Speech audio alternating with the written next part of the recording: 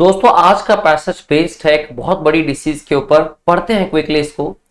तो देखिए इसमें लिखा है a majority of the TB infected in India are poor and lack sufficient nutrition. जितने भी टीबी इन्फेक्टेड लोग हैं उनमें न्यूट्रिशन की कमी है और वो लोग क्या है, पुअर है। Suitable housing and have little understanding of prevention. ना तो उनको पता है कि प्रिवेंट कैसे करें इसको, सूटेबल हाउसिंग भी नहीं है और लिटिल अंडरस्टैंडिंग है प्रिवेंशन की। TB then devastates families. TB से फैमिलीज बर्बाद हो जाती हैं। Makes the poor poorer, poor becomes more poor, particularly affects women and children and leads to ostracisation and loss of employment. इससे क्या होता है कि लोगों की नौकरियां चली जाती हैं, लोग पूरी तरह से इग्नोर करने लगते हैं बाकी चीजों को। The truth is that even if TB does not kill them, अगर टीबी से वो नहीं भी मरते, hunger and poverty will definitely kill them. Another truth is that deep seated stigma, जो बहुत बड़ा एक कलंक लग चुका है, lack of counseling, expensive treatment and lack of adequate support from providers and family। जितने भी प्रोवाइडर्स हैं आप इसमें गवर्नमेंट को ऐड कीजिए, चाहे आप प्राइवेट इंस्टीट्यूशन को ऐड कीजिए, चाहे फैमिली को ऐड कीजिए, उनकी तरफ से सपोर्ट भी बहुत कम है, ट्रीटमेंट बहुत महंगा हो चुका है और कमी है प्रॉपर काउंसलिंग की। Coupled with torturers side effects demotivate patients. इतने टॉर्चरस इसके साइड इफेक्ट्स आते हैं जो कि डीमोटिवेट कर देते हैं पेशेंट्स को to continue treatment with disastrous health consequences. तो बात सिर्फ ट्रीटमेंट पे नहीं अटकी है और ना ही बात इस चीज पे अटकी है कि टीबी पेशेंट डेफिनेटली उसके क्या आउटकम्स होंगे या वो ट्रीटमेंट करवा पा रहा है कि नहीं अपना।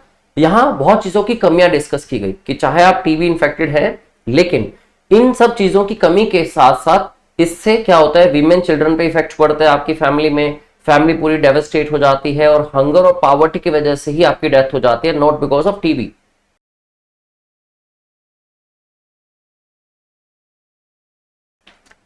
तो और भी रीजन बताए गए, जैसे कि जितनी भी काउंसलिंग है, प्रॉपर काउंसलिंग प्रोवाइडेड नहीं है, ना तो इसके लिए अगर देखें हम और फैसिलिटीज प्रोवाइडेड है, ना ही लोगों को प्रिवेंशन का पता है।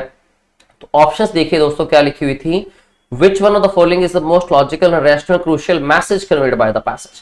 अब मैसेज क्या है, जब भी वो किसी चीज के बारे में आपको इंडिकेट करके आप you have to read between the lines कि अंडरस्टैंड करना है कि जिसमें सारा पैसेज समराइज हो सके।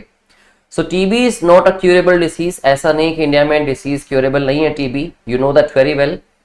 ना ही इस पैसेज पे ऐसा कुछ कहा गया कि क्योर हो नहीं सकती और ना ही आपको ऐसा रियलिटी में पता है कि होता है।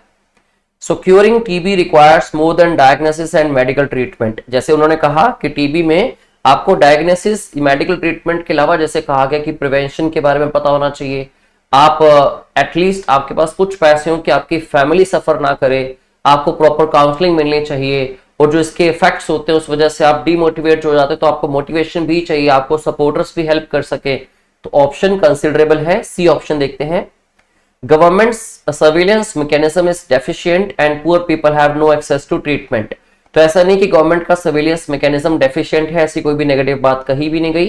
ये जरूर कहा गया कि ट्रीटमेंट बहुत महंगा हो चुका है और प्रॉपर काउंसलिंग भी अवेलेबल नहीं है, तो सी ऑप्शन हो जाता है eliminate. India will be free from disease like TB only when its poverty alleviation programmes. कहीं पे भी दोस्तों, कहीं पे भी पॉवर्टी एलिवेशन प्रोग्राम्स की बात इस पैसेज में नहीं हुई, ऑप्शन डी गलत हो जाएगा। न्यूट्रल और साफ साफ ऑप्शन दिख रहा है कि टीबी को सिर्फ और सिर्फ डायग्नोसिस या मेडिकल ट्रीटमेंट नहीं, उसके अलावा बहुत तरह की सपोर्ट चाहिए। तो this will be your right answer. Thank you very much.